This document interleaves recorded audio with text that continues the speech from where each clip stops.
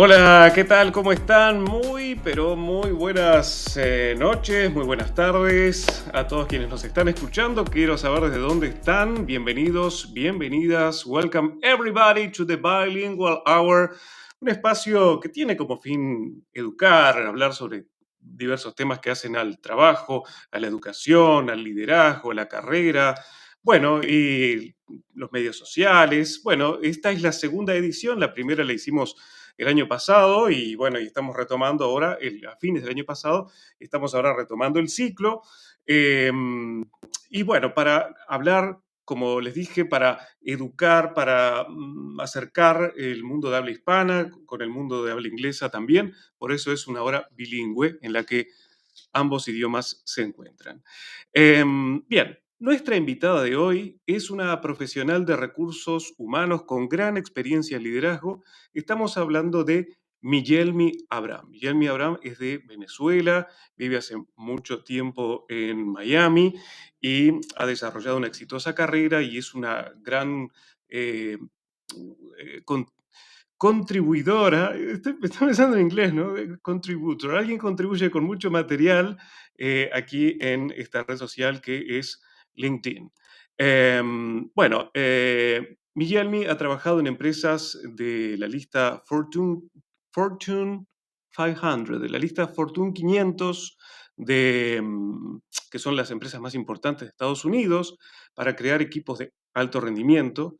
Es también orientadora laboral y profesora universitaria que ayuda a profesionales de alto potencial y ejecutivos de alto nivel a desarrollar sus habilidades de liderazgo. Vamos a conversar con ella en segundos. Pero antes voy a recibir a mi compañera en la conducción y producción de este espacio, que también es de Venezuela, solo que está en Chile, así que estamos haciendo una, una articulación desde tres países, ¿no? Desde nuestra invitada, que va a estar en segundos, está en Miami, en Estados Unidos. Un servidor está en Montevideo, Uruguay. Y Gaby Rincón, que también es de Venezuela, pero nos recibe desde Chile. ¿Cómo estás? How are you doing, Gaby? Great. Good evening. I'm great. So excited about today. Okay, yes, I think it will be a great conversations. A great conversation, sorry. Bueno, cada tanto yo voy a estar haciendo algún resumen de lo que vamos conversando en español, así vamos, para aquellos que no tengan un poco se les pierda algo, bueno, los vamos a ayudar. Well, Gaby, for the English-speaking audience, we have an English-speaking audience. There are people who have contacted me to tell me that they were going to listen to this installment of the Bilingual Hour. What can you tell them about the person who is here today with us? I'm excited. First of all, thank you so much for joining, everyone. It's nice to have you all. I mean, this is such a, great idea. Having a bilingual hour is, a different thing and is so helpful, right? And today we're excited to have Miyelmi. She's Venezuelan like me, but she's in the States. She's an experienced leader and human resources professional. She has worked with Fortune 500 companies, which is huge, to build high-performing teams. She's also a career coach and a university professor, and that reminds me, when I was teaching at the UCB in Venezuela, that I taught, at university. So I know it is challenging, and it is,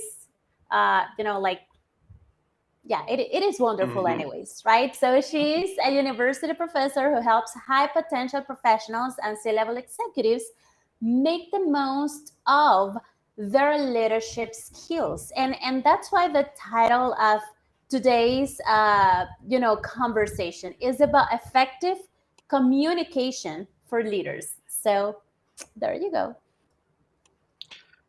Hi, Miyelmi. Glad to have you. Uh, I'm not listening to her. Me neither. Can Okay. you hear me now? I'm so Ah, sorry.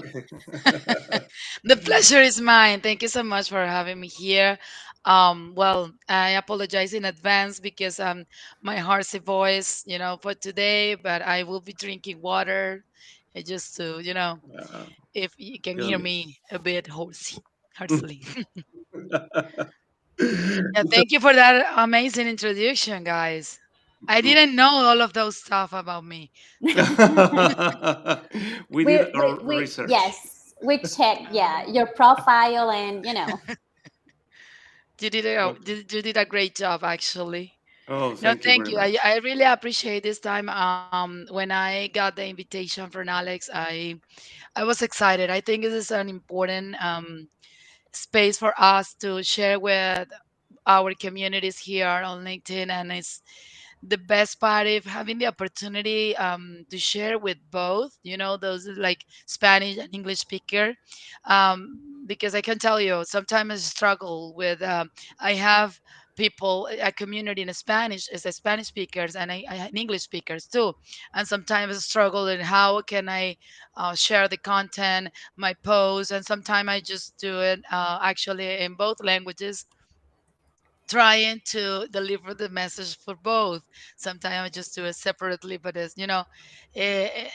I love this opportunity, and I really appreciate that you invited me. Good. Great. Great. That's awesome.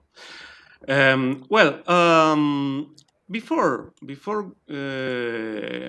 starting with the topic we have agreed to talk about today, it's all about leadership, specifically Effective communication. effective communication. Mhm. Thank you. I loved a post you wrote a few days ago, Mhm. where you told your story, because there is that belief that immigrants had to work uh, And everything. in Yeah. yeah, whatever. and Yeah. and you went against that belief, and you had a strong purpose, I think, and that led you to achieve your My present God. professional success. So, what can you tell us about that belief? And could you explain a bit more about your experience arriving at the United States, and how that experience, I think it could be powerful and very inspiring for many Absolutely. people who are well, are migrating, and they are facing new challenges. Yeah, absolutely. And thank you for bringing that out, Alex. Yeah, actually, I shared that post because that was my first day working with MIT. MIT is one of the most important universities in the US. And 9 years ago, when I came to the US, I never imagined that that was a possibility, to be honest. Um, when I used to work with Fortune 500 companies in Venezuela first, um, and I was in love with my job. I used to work training and development people in sales and marketing teams, working with different countries in Latin America. And when you come to the US, and many people will tell you, forget about your experience, forget about your background. So be ready to work in everything, because immigrants cannot work in your profession. Be willing to do whatever you have to do.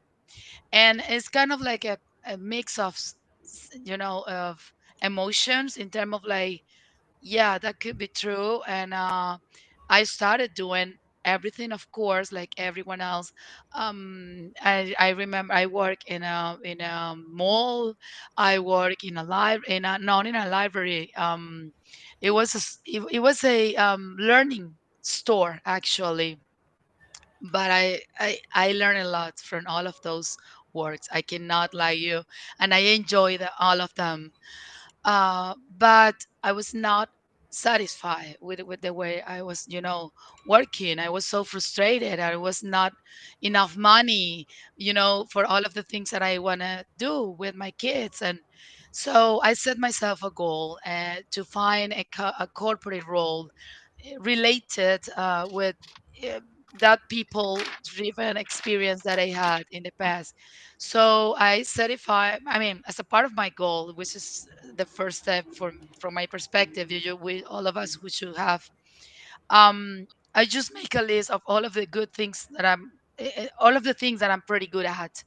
Um, I make a list of the positions that I would like to consider to apply. I just start, doing my research. What should I do if I want to get a job in this? What do I need? What kind of competencies? What kind of skill set I need? So I start working on those. Like I certify I got my certification as a professional coach as a first step to get closer to working with people in one-on-one approaches. And then I I remembered I applied to a job with Randstad. Randstad is a Fortune 500 company too. Is one of the largest HR companies in the world. So I applied to that job. I remember the feedback I got for the manager at that time, 8 years ago. She told me like she didn't see, that like spark Mm-hmm. feeling, in that conversation. So she didn't get it. And she was like, no, no, no, you're not. I said, okay. So I lost it. But I just started working hard and I follow her on LinkedIn. I was kind of like not stalking her, but I kind of like, start working and what of the things they do, what is her style, what Yes. how the people she works with looks like, what they do, what is their experience about. And like 7 years after that conversation, actually, of course, I had other jobs, but I got my first HR job in a large corporations. I did some HR 7 before. years after. Yes. Wow. Yeah. It took me Okay. 7 years for that company. Yeah, of course. Of course, my first corporate job that I got, it was 1 year after I came to the Okay. US. But for that company, it took me 7 years. I'm not gonna lie you, but it was because I was getting ready for that role and Yes. specifically. So I remember I sent her an email, the same manager, but she was a director, a regional director for all of the South Florida team at that point. And I told her, listen, take a look at my LinkedIn profile and see, if I'm convinced that I have what you're looking for, but just take a look and let me know. And of course, at the end, she called me and I got the job through a whole hard interview process. And I start my, like formal HR with large corporations at that time. Hmm. But the pandemic came. All So right. that's a different story, right? Okay. Mhm. So when the pandemic came, of course, staffing agency was not, the that industry went down because many people, their companies were not hiring staffing, either Yes. temporary or. So Mm-hmm. at the end, I started the recruiting mind, and all of the things that I do is I put together all of my experiences as a coach, as an Mm. HR person. Then I got another job in the meantime. I did both things. Actually, I got last year I was promoted for a regional position, supporting all of the learning and development strategy for a global company. And at the same time, I was working with a recruiting mind as well as a career coach, helping people to find meaningful jobs. When I started, um, the recruiting mind, it was interesting the way I felt at that time, because I was like, how can I have customers in the American market, English speakers, native English speaker, right? And how I can sell them my services as a resume writer, as an interview preparations expert, as a Mm-hmm. LinkedIn mentor, when they can see that English is not my first language. And it was so curious that when I started talking to them, actually that job was the job where I made the most of my English, because I was starting talking to them, and it was Mm-hmm. only us. I have to deal with that, and they were so receptive. They were so open-minded, and every time that I submit a document, they never make any amendment, any change. Everything was pretty good, and they were so excited. And as you can see on my profile, the results of my work has been very satisfactory for them. So at this point, I started, and that's why, going back to the post, that's why I shared that post, because I started thinking I need to do more to help people, Latin American people, Yes. people, Spanish speakers, to come to the US or either any other country in a different language to understand they can do it. You I love can it. do this, because you can, if, of course, you will need be prepared, and you can tell me I can now wait 7 years. Again, I did not wait 7 years to get a job. I Mm. just I got it after a year, but that was my dream company, and I What set were myself that goal. So in this process, I mean, well, it was 7 years, but you got your first job on the first year, right? So this first year, I mean, how do you get used to, like the culture and the corporate culture? I mean, when you had your first job, how was this, cultural shock? I mean, because it's not only the language, but also, like behavior, the way people act and the way people communicate. So how was that process, that adaptation process, when you started working in a real, international American company? That's a pretty good question. Yes, I think it's important. One of the things that I like the most about the US is the multicultural environments. Yes. People here, even, of course, I am Miami, but across the US, you can see that, because I have friends all over the US. I mean, the country, and the company that I was working most recently, they have the headquarters in New Jersey. And in New Jersey, the environment was the same. It's a multicultural Mm, environment. So yes. here you can find people, Spanish speaker, French speaker. I work with people from Netherlands. I work with people from Japan. You can find people. You can work with people from African countries.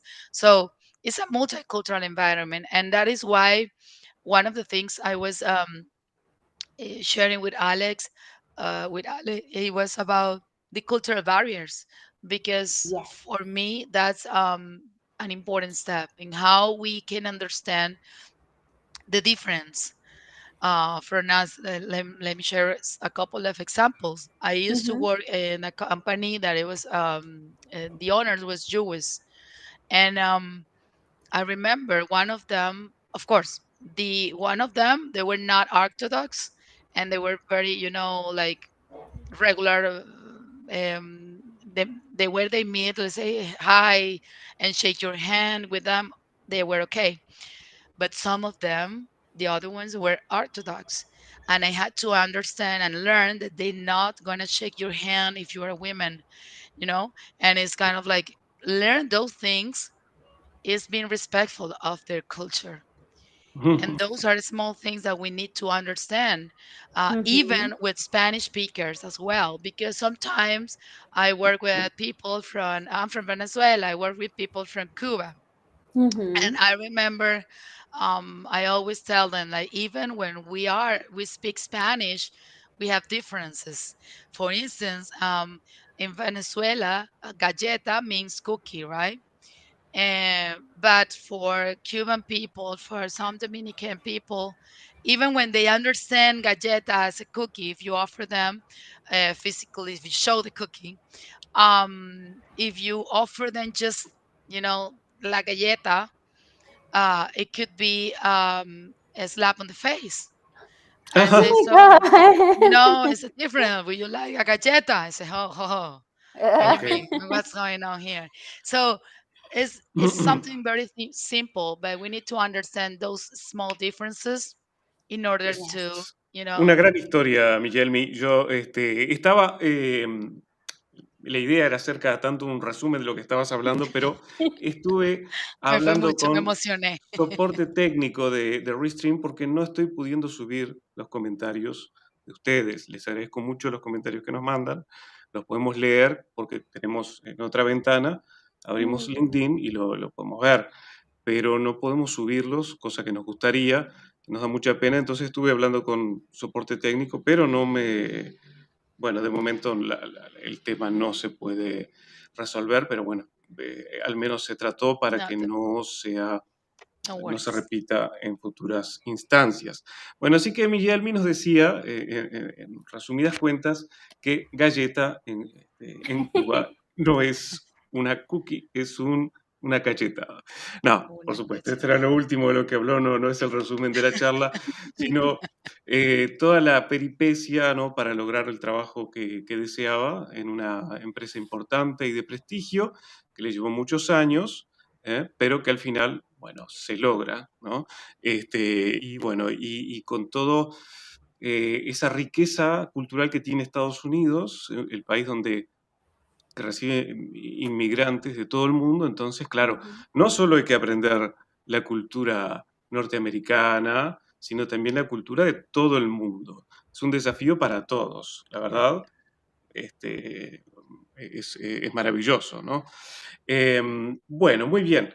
Entonces, ¿qué les parece si ya comenzamos a hablar del tema que nos convoca hoy, que es el liderazgo efectivo, Yes. la comunicación efectiva? Ahí está, hidrata tus cuerdas vocales, que tenemos todavía 35 minutos por delante. La comunicación efectiva en el liderazgo. Effective communications for leaders. Um, well, why is important, Miguelmi, for leaders to work Communicate effectively. on their communication skills, to communicate effectively? That's a pretty good question, Ale. Well, I think this is there are multiple skills that we need as a leaders, right? But for me, communication is the kind of like the foundation of a great leadership.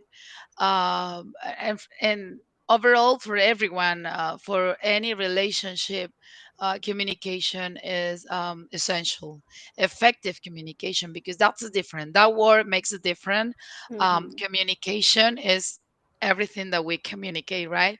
But effective communication is when the message that I intend to deliver was delivered effectively, right? So you get it, you receive it in the proper way, and you got the message and the purpose of of the message the same way. So when we both agree on the message outcome was effective communication. But many people don't know things like the type of communication is there is a variety of communications like visual communication. For instance, if I Mhm. share like the flyer that you sent us say a lot of things about this event without no one speaking, right? Of course, it's verbal communication, which is the most common, as using we communicate by using words. There is a nonverbal communication, of course, uh, which is everything that we communicate with our faces, with our facial expressions, with our body language. Mm-hmm. Reading communications, of course, is everything is of the format process with letters or emails. So, but the important thing about this, and I like always to mention the Moravian's model. Moravian's Moravian's communication models propose that only 7% of our communication is with words, is verbal communication. So can you imagine 93% of what we communicate is not what we said, is how we say it and how our body is expressing. So it's kind of like I started saying, "Hi guys, I'm so happy to be here. Thank you for inviting me." It's kind of like even when I'm saying that I'm happy, nobody will. I always I used to love that comics. I don't remember it was Droopy, I guess. I don't know, like that dog. It was a dog. He always say, "You know what? I'm happy," and he Oh was Snoopy. yes, kind of Droopy, Snoopy. right? No, Snoopy. No, it's Snoopy. Snoopy. No, Snoopy. no. No, I think it No? was Droopy, but whatever. Yeah, that is the So, one who, yeah, like No. I don't know, detectives or something like that, right? someone who can help us, please. We're not finding the way. Okay, so This we is got cringe. yeah. So we got Yes, an answer on it's this. droopy. Yes, the Droopy, dog right? with the face like this. Exactly, Yes, exactly. Yeah, that's droopy. Droopy. Yeah, Droopy. Someone mentioned it on the link. Mhm. Thank you, Thank Federico. you. Yeah, so it's the same, when I communicated something, sometimes I saw that in HR a lot of time, leaders delivering feedback in and or sometimes like a contributor came to the manager and the manager was on the phone. So your body language is saying, Yes. I don't care what you have to say. And when you see that and say hello, someone is talking to you. So, so take the time to do that. If you don't have the time, at that moment, so take the time to tell that person, like, listen, I'm very busy on this.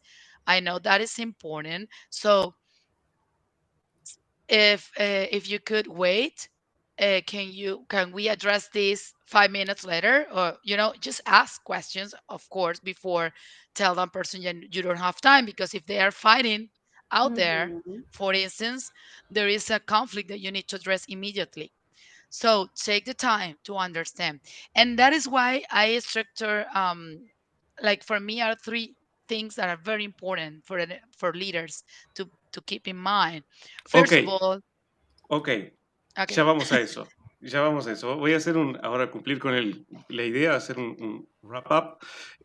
Bueno, lo que nos dice Miyelmi es que es importante la comunicación para el desarrollo de una relación, cualquiera sea, ¿no? Las relaciones. Mm-hmm. Y nos habló de que hay varios tipos de comunicación. Justamente lo que nos convoca es la comunicación efectiva. Nos habló de la comunicación visual, que la creemos en carteles, pancartas, yo qué sé, todo, los logotipos, colores, tipografía, las letras, yo qué sé. Bueno, la comunicación verbal, las palabras, ¿no? Lo no verbal, que hablamos de las expresiones faciales, el lenguaje corporal. Y después, no sé, dijiste letter communication es los Yeah, the mails. reading, la, Reading, ok. reading, la escrita. Ahí está, ok, perfecto.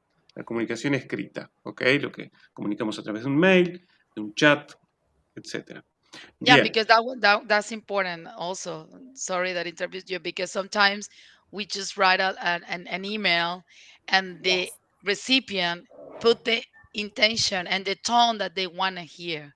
If Mm-hmm. I sometimes in my boss send me a message and it just, how are you going with the project or the timeline or the task, but they are not they're not mad, they just ask, to see if you need help.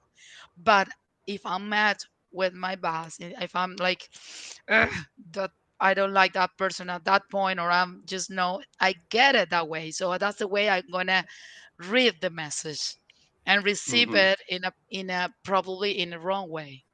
Yeah. Mhm. Something that I always talk to my students is about the way we speak in Spanish, because we speak a lot and we use a lot of words, to explain things, and we elaborate too much, everything, Mhm. right? And especially when writing emails, it's like we write a lot, and we want to explain every single thing and give all the possible details. And it's like, and their answer, I mean, is like, will do. And then you're like, what? I mean, I made such an effort. So we need to learn that they don't communicate the same way we do. And we have to be as precise as possible, right? Using the minimum amount of words, phrases that we can, because it's Yeah. different. It's just different. It's just a different way to communicate. Don't use 10 words if you need to. If you can use it five, it give you it five. So Exactly. no, Yeah. and that's true. I remember that's the point. When you start in English, that's why I always tell people like, you know, if you have the time to speak with someone, it's better than just going, step by step. Because I could they I mean like small how are you? Even the how are you? They ask you like, hi, how are you? That's the way they teach you at school. But I remember the first time when someone here told me like, yeah, how's it going? And I was like, what? I'm sorry, what? Oh, how's it going? And I was, excuse me. Going So where? yeah, it's kind of like what he's telling me. Or when someone tell you like, how is it going so far? And it was so far, far, far away. For me, far is, you know, Oh my God. and it was like, how is it going so far? So, ¿cómo va hasta ahora? ¿Sabes? That's a different thing. It's Yes. kind of like, oh, that's mean this. And like you said, it's something like, will do. It's not, I will do it. No, will do. That's the way they communicate, especially here in the US. Probably Mm-hmm. um, in Europe and I mean, the British English is different, but here that's the way they communicate, and that's the way they're expecting things. Sometimes, that informal communication Mm-hmm. um, make a huge difference.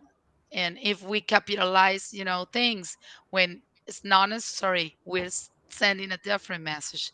So the communication is complex, but for me, it's important because of course you can build trust, you can build a strong relationship, improve productivity, in consequence.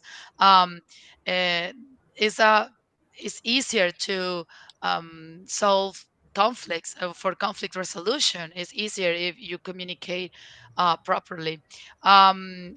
Improve collaboration, because if we can talk, and you show that you really care, because the way you communicate Mm-hmm. can share can express that, like I can show you that I care about you the way I sit myself in front of you and look into, to your eyes. I mean, listen, as a parent, I live that as a way, every time that I'm talking with my kids, and if I'm not seeing them, like making eye contact, they hit me on my hand. Listen, listen, listen, until I don't do that, until they not don't stop. Even when I'm saying, tell me, papi, tell me, I can hear you. No, make eye contact. Look It's at okay. me. Yes. So starting by that, what I do is when I don't have time to make eye contact because I'm in the middle of something like this conversation, for instance, I always tell them, so please give me 10 minutes because now I cannot pay the attention you deserve. And that Yes. is important for us as a leaders. We take care, like I was saying. You can go ahead, Alejandro, and then I can explain the Yes. three things that for me are very important Okay, for the go leaders. ahead. Go ahead with your explanation. Okay. Yeah, no, I was saying like for me, the first things to do to be a great communicator as a leader is um, active listening, but listening to understand. Don't listen to answer, because Yes. an important step. We just listen. Mhm. Okay, I'm waiting that this person finish to answer what I have in my mind. No, listen to understand the point of view of that person, because that way you can get as much information as you can. Sometimes we make conclusions. I was telling before we started an experience that I have on my as an HR. Someone, one employee came to me with an sexual harassment, accusation. And when that person said that statement, and sexual harassment got serious here, of course, and we started the investigation. What happened was that the person said something in Spanish, which is a combination of what we have talked about, the cultural barriers, and how a misunderstanding could get really bad. Mhm. Mm-hmm. So the person says something in Spanish. Is an expression that we actually use in Venezuela. But the word that person used, it refers to a part of the body for men. So even when it was an innocent, I'm sorry, an innocent expression, Mhm. right?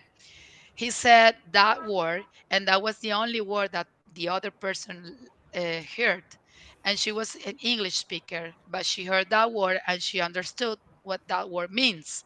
But she didn't know the expression, and she said, "No, he said that word." And when I asked the rest of the team what he meant, um, they said nothing.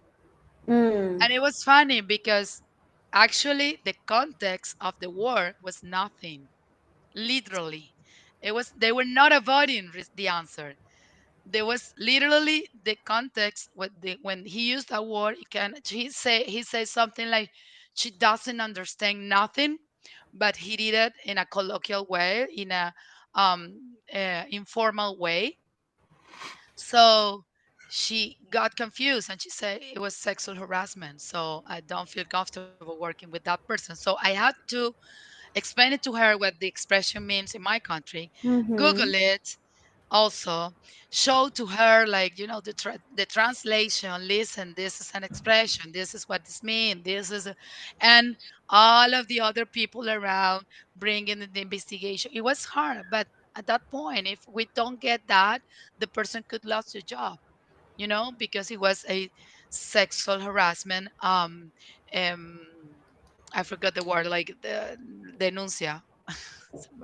But they were sued because of that? Yes. Suing? Yeah, Okay. that was her Wow. intention at that point, and that person could lose a job.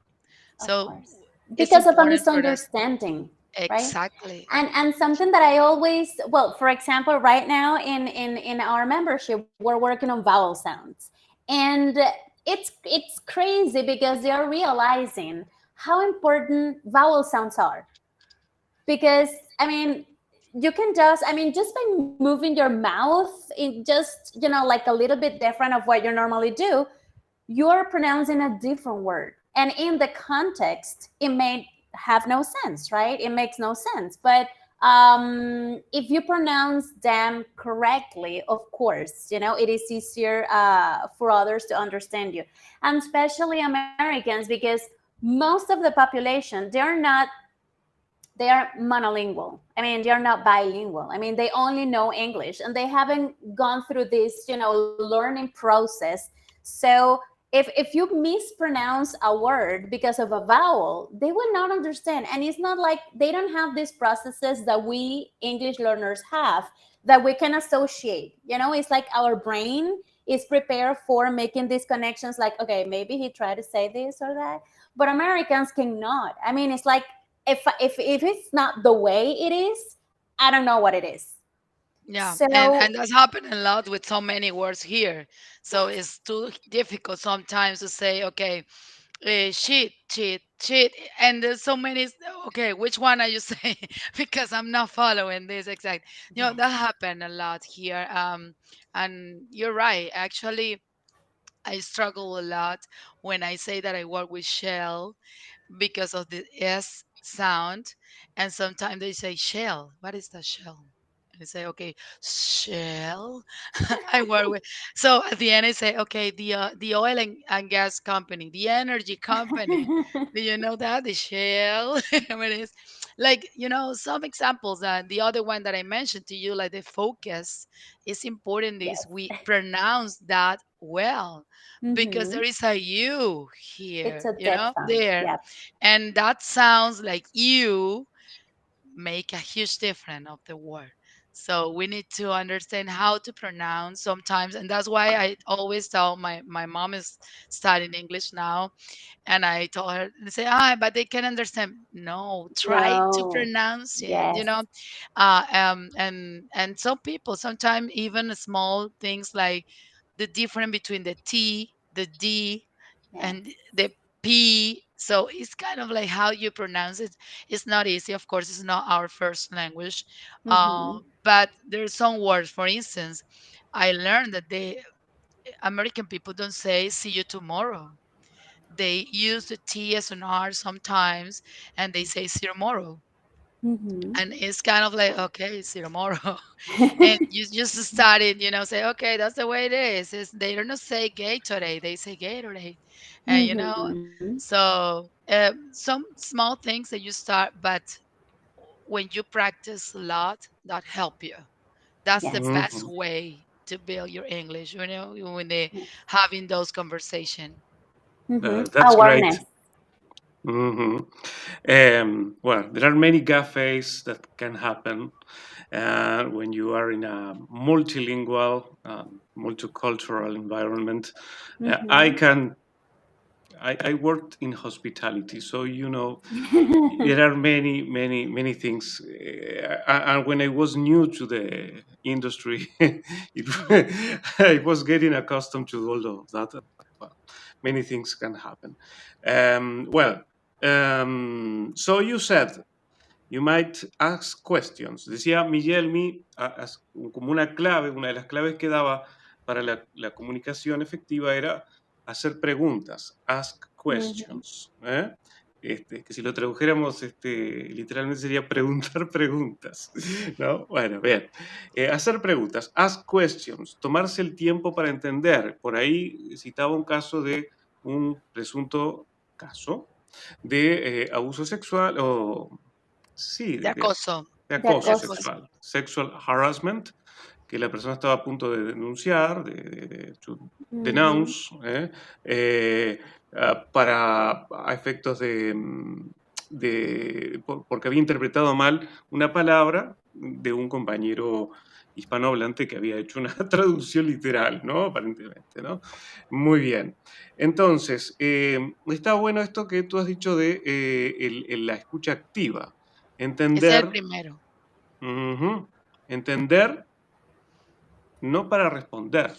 O sea, escuchar no para responder, sino para entender. ¿Mm? Mm-hmm. Understand. So, active listening, that's the first one. So, we need, there, Two there are more. two more keys. Okay, tell us, please. Yes. The next one for me is empathy.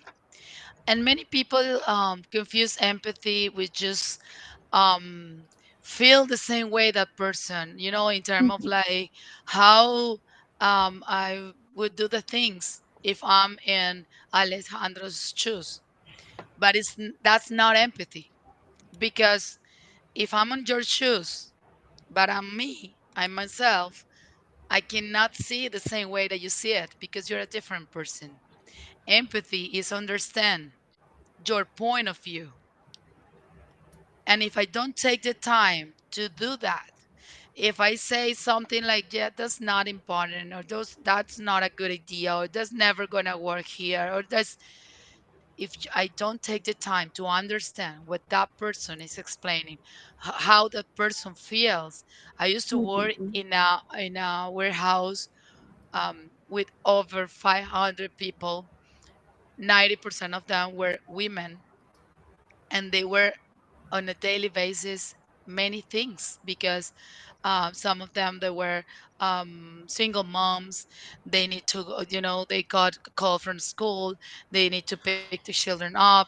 There's so many things. They were frustrated. They don't want to lose the job, and on a daily basis that happen. And if you don't take the time to understand how that situation is affecting my people, how Mhm. that feeling, that like if I have inflexible processes, if I'm not um you know I cannot offer to them the opportunity to, I don't know, to go to pick them their kids up and going back to war. If my processes are too rigid, probably I'm not feeling the impact of what I'm doing Mhm. is affecting them. and Ok, and that will entonces, impact commitment, empatía. engagement, and motivation. Thank Mhm. you. Thank you. Empatía, entonces, como un segundo elemento, que no es solamente, que no es, que lo llevabas un poco más allá de lo que eran ponerse en los zapatos del otro, sino tener procesos que sean más elásticos, que esto iba a generar engagement, you said Motivation. Motivation. motivation, ok. Ok. ¿Y el tercer punto? El tercero, The third, assertiveness. okay, Assertiveness. assertiveness. I like that. Me too. Yes. Because once I have my point of view too, right? Even if I'm the manager, it doesn't mean like I'm going to see the things like the individual contributors seeing or the employees seeing it, right? So, but you need to be assertive in the way you communicate your point of view without affecting the other person, being Yes. respectful of that person. So it's important when we take the time to listen and understand. We understand their feelings and how because when you are empathetic, you also see the ways that you can help that person. And at that point, your point of view will be delivered with assertiveness in an easy way, if that makes sense. Mhm.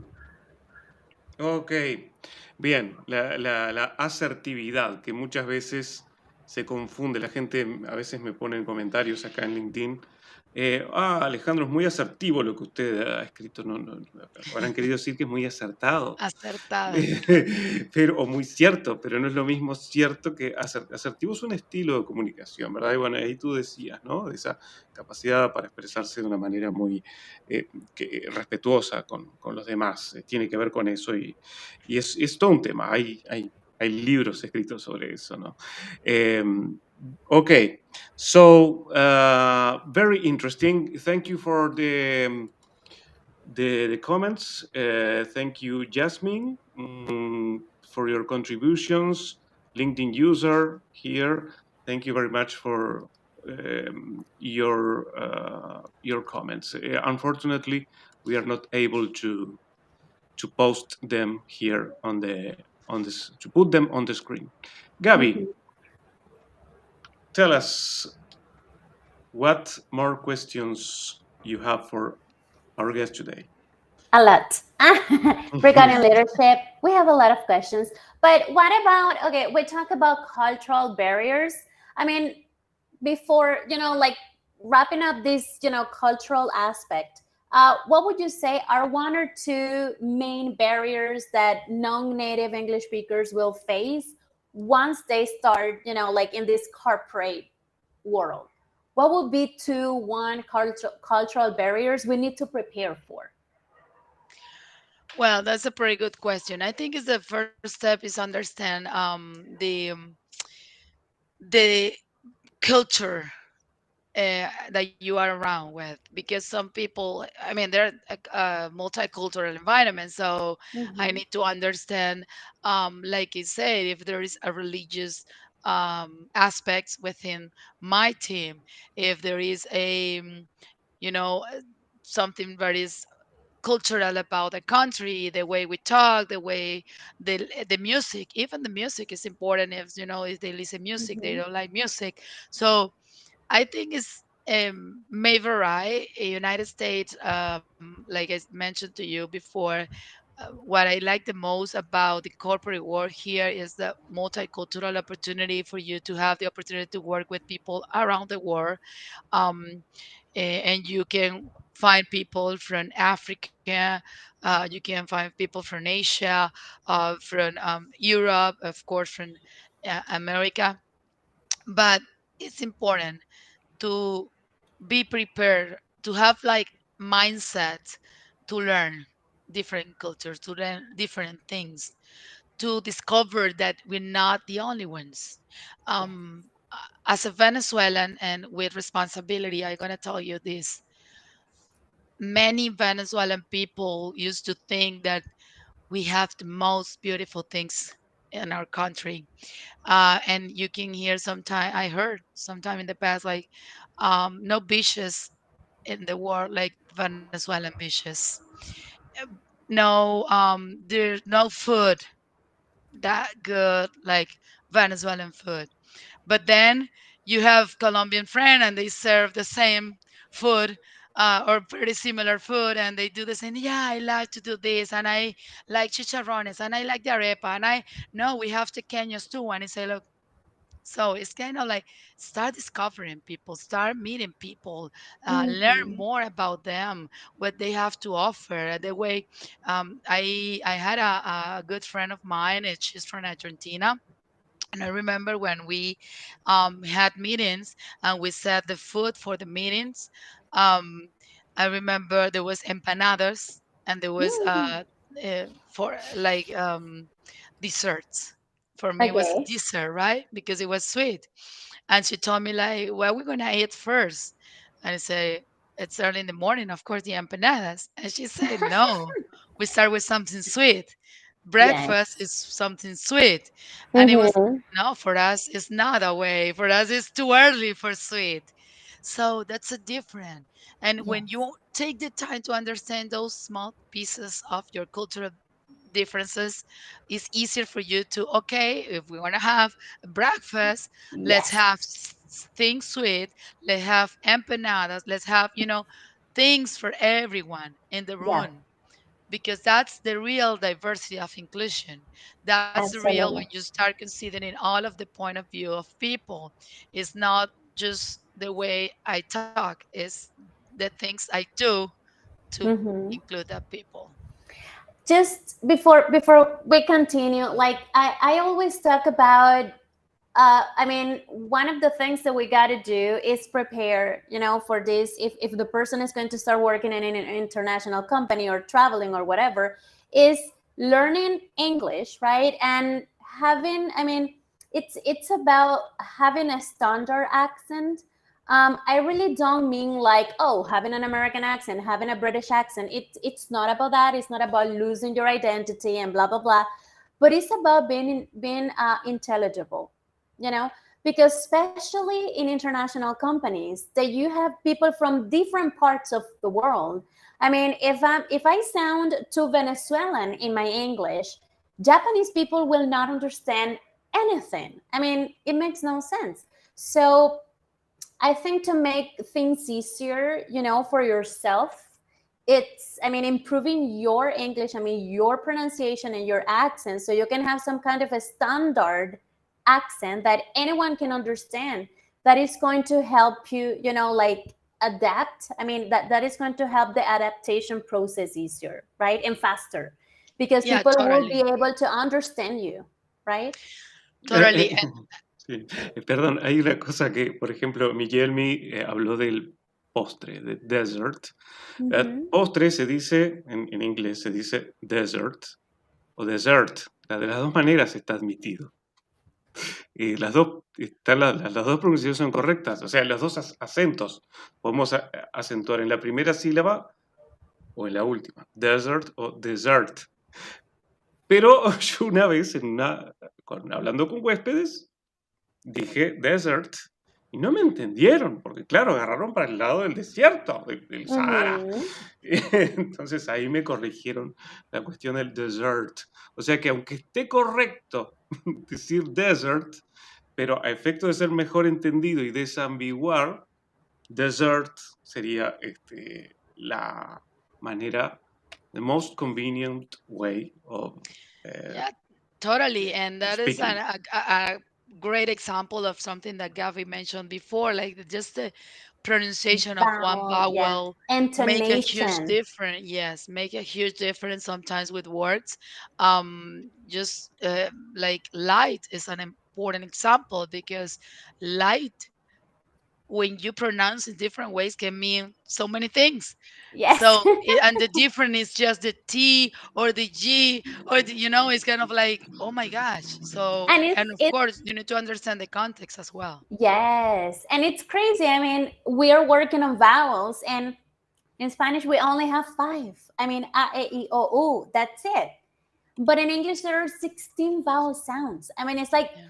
you have more than 10 different ways, to the ones that you already know. So, and we need to be aware of that and to learn how to produce those sounds, right? And that is going to change, the way people perceive you, right? Yeah. Because that makes a switch in terms of your English and the way you can communicate effectively. And you have mentioned an important thing, Gabby, and thank you for bringing that in terms of like the English. Many people that come to the US sometimes think like if you are in Miami, you don't need English at all. A lot of people will understand you, so you don't need English. That's not true.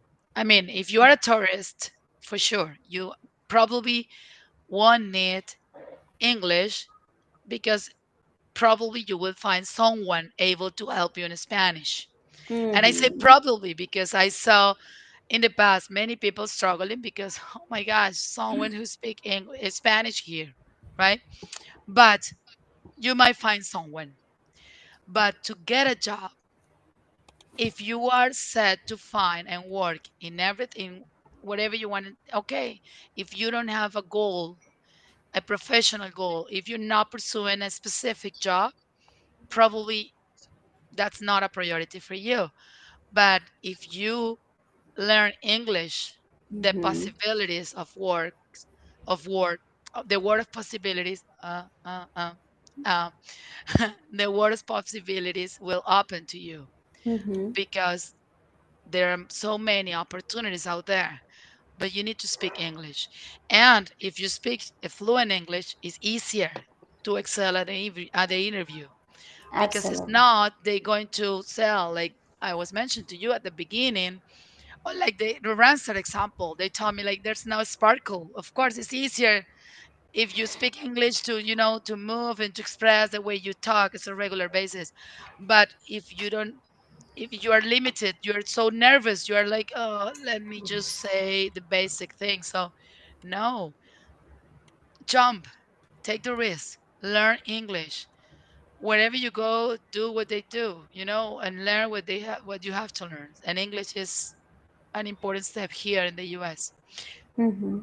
And at the end, we are competing our competitors of people doing same things like us in Europe. They speak up to 5 languages. So Yes. it's not that hard, just learn one, Mm-hmm. I guess. Yeah, that's true. Okay, we are in the final minutes. Oh, We have another And a new visitor, another guest, guest. another yeah. guest. Yay! Xiao is here. Xiao is Chinese. Xiao. So there's another language here. Xiao means little. And she's Beautiful. here with us. Well, I don't know if you have any questions, Xiao, about effective communications, body language. Uh, well, Gabby, let's wrap up. If you think, let's select another an important question, the most relevant question. We have to, from all the questions we have prepared, Yes. and well, let's start the end of this conversation. What about dealing with a conflict? Well, how can leaders, well, talking about leaders, not, English learners or speakers, but as leaders, how to tackle difficult situations, how to deal with conflict when it arises, in your office, in your team. What would you recommend uh, people? For those apply the elements that I share with you actually are pretty good in terms of like listen what happened, but from both parties, understand what happened from both perspective, Mm-hmm. run an investigation if necessary, but listen the parties again to understand what happened without bias, because that's important. If you feel as a leader that there are two people that you could feel some preference for one of them or favoritism Mm-hmm. because the relationship, so stay aware of that. Just find someone else to help you with the process, another colleague, another leader, just bring it into the situation, trying to be Mm-hmm. bias free process is important, because I saw so many leaders struggling with conflict resolution. But when you do I mean when you see your team members and Mm-hmm. think about like, how can I help this person for real, how can I help this person to be more successful, how can help this person to solve this issue, not with judgment, because sometimes we try to solve conflicts from our perspective and being judgmental, and that's not the way. So being empathetic, assertive communication again is important, but also take the time to prepare a bias-free process for conflict resolution and address it immediately. Don't leave it for later. Well, can you elaborate a little more on that bias free? Yeah, for sure. For instance, I saw so many times actually, if you have a leader with two people on their team, we can see sometimes favoritism, and there is a conflict, right? How can you solve an issue between two people when you have favoritism from one of them? Mm-hmm. It's too hard, and it's not fair for the other person, even if that person have is telling the truth, or even if that person was innocent of the process, or depend on what you're saying of what's happened. But I saw that in the past, and the manager was um, has favoritism for one of the parties, and what I did, it was said, I ran an investigation, of course, having people from both sides. Like, this is the friend of the people, of course, through the observation I got that, and these are friend of this person, these are friend of this, what happened, and also get people like a neutral, people. Um, and I asked two other managers to participate in the process, get what happened, ask questions, get the information. And that's the way we can ensure that we solve the problem, without bias or avoiding unfair treatment, because it happens. I love it.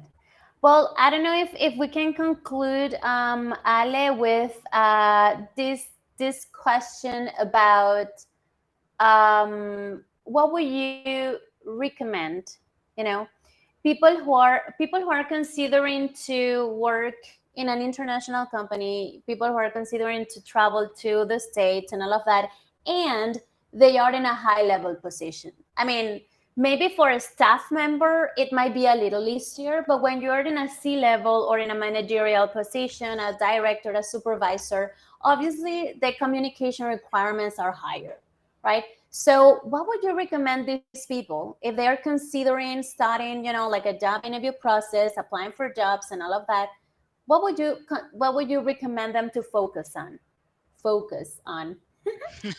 in this process? What would be the most important things they need to consider based on your experience and the things that you've learned, through these years? That's a pretty good question, Gabby. I don't know if you remember when I said about Randstad. I was talking about Randstad. One of the things Mm-hmm. I did was pay attention of how people working in Randstad, said, share on LinkedIn, how the way they think, the way they act, the way they interact.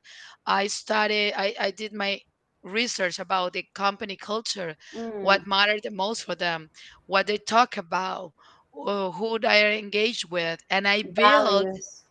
yes, what are their values? I built a strong network within that company. So when I reach out this person, I don't, to be honest, she didn't even know who I am. She's not like she remember from the first time. No, she's not. She was actually laughing because I told her after I got the job, just to avoid any bias. Wow. So, but what I told her, I just connect with her, like send her a message. But when she saw my profile, she saw many people in Yes. common. We have many connections in common. So that make her feel more comfortable, to connect with me. So it's important for everyone to set a strategy, including networking, including research, including connection, including I love it. learning about the company. That's the way it is. And if it's an international company, think about the things that you have to offer. If you have working in Latin America, looking for a job in the US, companies working within Latin America is more even easier, you know. But if it's not, sells the way you can understand multicultural environments. That's the way you have to Mm-hmm. highlight the things you should highlight because that's what they want, Yes. right? Yep.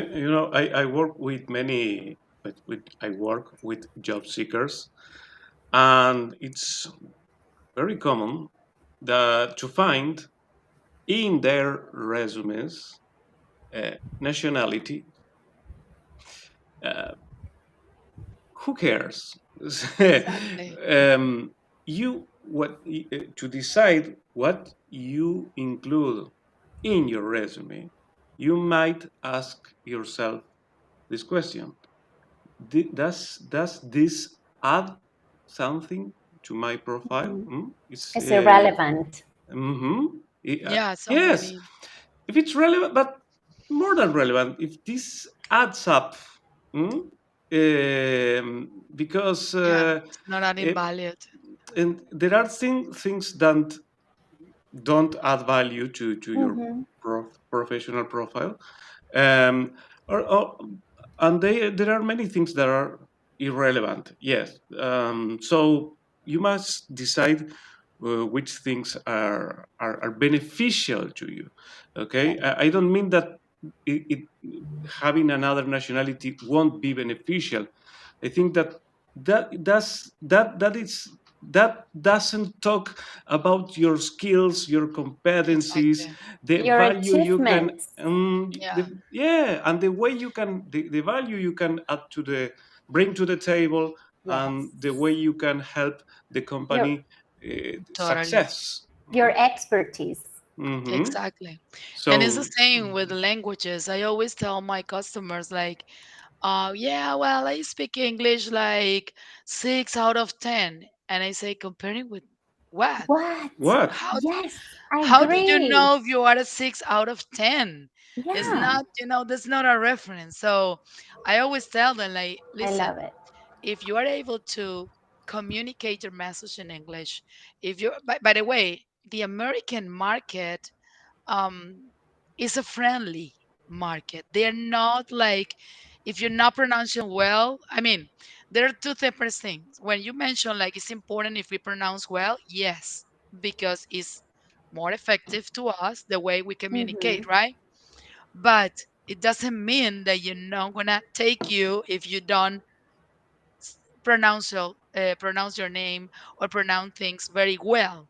So they are pretty friend about that. Sometimes, of course, for those Mm-hmm. people that are not welcoming people, those are. people with problems. That's another Mm. conversation. Yes. But mostly of them are very friendly, and they will accept you. But what I'm telling them is, if you're able to deliver your message and make you understandable in English, if you should well prepare for the interview. That's the first Mm-hmm. step. Going well prepared for the interview. Yes. And don't put languages if you don't feel comfortable. Just write your resume in English. Please don't apply to a company in the US with your resume in Spanish. Mm-hmm. That's not the way it Yes. works. Make your resume in English, apply it in English. Don't mention the languages, because at the end, or you can mention that you speak Spanish too, you know but don't say like have intermediate level of English, or no, don't say that, They because will know sometimes, anyways. yes, and our sometimes our level is even better than they expected. Sometimes it Mm-hmm. might depend, of course, of the role.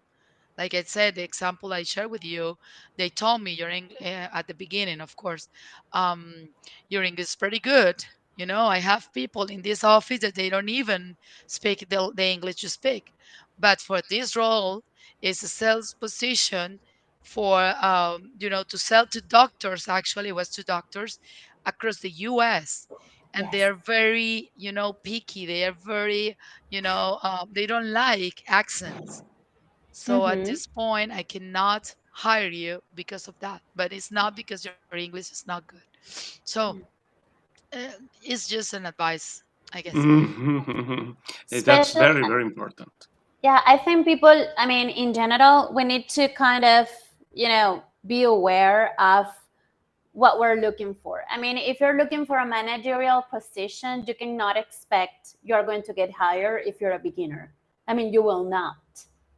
It's impossible. When you're a manager, you need to communicate effectively. You need to communicate with your team. You need to share your ideas clearly.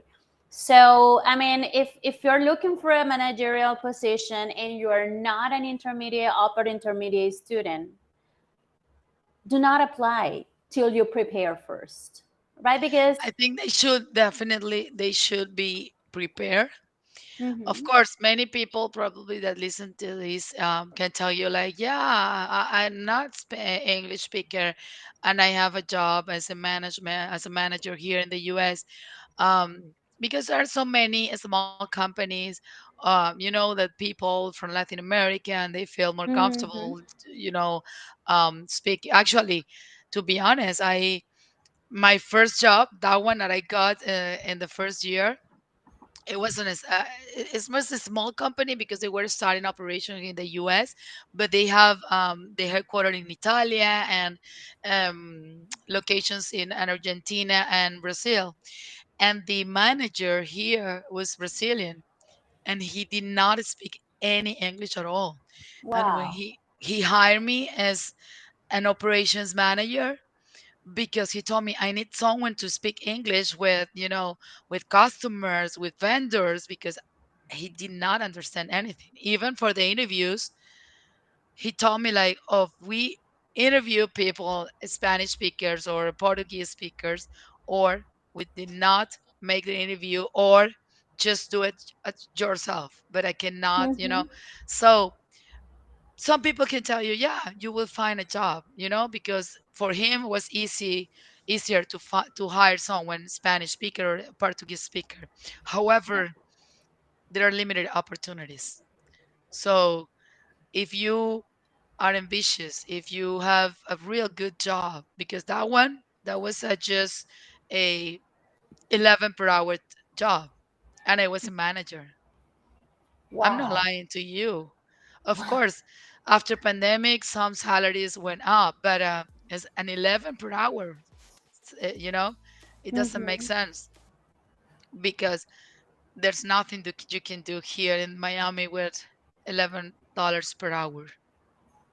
I absolutely, know for some places in Latin America might be different. I don't know, but there's nothing that you can do here with that mhm, salary. So limited opportunities if you're not willing to learn English. English in the US is kind of like a mandatory thing if you want to grow and build a career here. Mm-hmm. Yep, Good. yep, yep. Love it. Ok, bueno, está difícil para resumir todo lo que se ha hablado, pero en resumen, si van a trabajar en Estados Unidos, hablen inglés, no les crean a los que dicen, no, acá hay mucha gente que habla español y acá no hace falta. No, en todos lados te va a beneficiar saber inglés y como decía Miyelmi, si vas a mandar el currículum a una empresa americana, bueno, Mm-hmm. que sea en inglés, por favor, porque es así que cómo funcionan las cosas. Yes. Well, Miguelmi, it has been a terrific conversation, and to wrap up, we'd like to know, well, about your plans, about your present projects. What can you tell us? Absolutely. Thank you for that. Well, I'm currently working in some leadership coaches, like I mentioned to you, and actually working with two great universities in the US as a career advisor with MIT. And one of their programs they have a blended learning certificate called it's a GR program for C-level executive, and they put a career advisor to them to help them with their career evolution. And I'm working with them Mm, this year, and also working as a teaching assistant with the University of Chicago in a building resilient teams program they have. So those have been an amazing experiences. I can tell you, a dream job, and those are the reasons I decide to jump out of the corporate job or work, because it's easier for me to stay focused on those amazing experiences and what I'm doing now as a career coach. I mean, what I'm still doing as a career coach. There is a huge opportunity here in terms of helping people. My goal is to help people from Latin America to come into the US, helping them or going to another country as a, with the different languages, helping them to that's achieve great. their professional purposes. How can people connect with you? Absolutely. Well, all of my social networks are at Miyelmi Abraham. So my name and my last name, Miyelmi Abraham. They can find me, Mm-hmm. and I have also the recruitermind.com. The The let me recruiter write mind, la mente del recruitermind.com. reclutador, traduce. The recruiter mind. Yes, that's Website. your website. Here it is. The recruitermind.com. Okay, There you okay, go. Thank you. okay. You'll find Miguel Meet there. Okay, well, it was a nice. I hope you all had a nice time, as Yes. we did have, Gabby. Yes. So, thank you very much, Miguelmi, for Thank being you. with It us has been my tonight. Thank you so pleasure. much. Thank you for inviting me. Absolutely. Thanks for being here. It has been very inspiring, especially Thank you. inspiring for those who are, like have this idea of, you know, pivoting or at least just moving or looking for, new challenges, international challenges. It is absolutely, inspiring considering that you're from Venezuela, like me. So I'm absolutely, happy and proud to be, Thank you. and thanks for sharing your Likewise. story with us and to show us that it is possible. We It can make is. things happen if we want to. So Yes, you're thanks right. for It that. is. It is possible, and you can do it. Whatever you want to do it, you can. Y ustedes permanezcan atentos, atentas, porque pronto tendremos la tercera edición de The Bilingual Hour, así que vamos a decidir con Gaby, entre la lista de posibles invitados que tenemos, quién vendrá, lo anunciaremos oportunamente en nuestros perfiles. Bueno, que tengan una muy buena noche y Thank you. excelente semana. Thank you. Bye, everyone. Bye. Thank you Thank you so so much. much. Bye.